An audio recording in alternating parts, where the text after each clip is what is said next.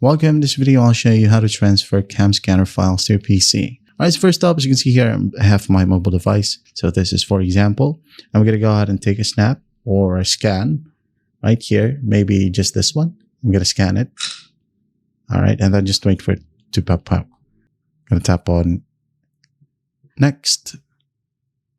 Got it. Tap on the three dots. And then you can tap on send to PC.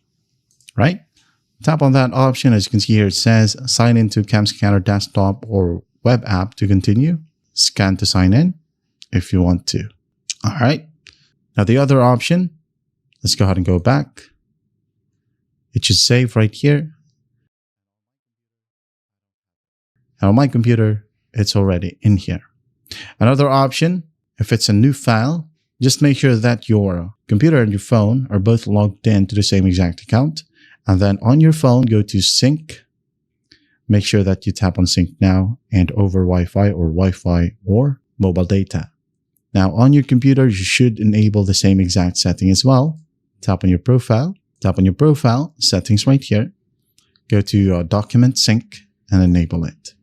It says here, once enabled, local files are automatically uploaded to the cloud when opened, keeping your data safe.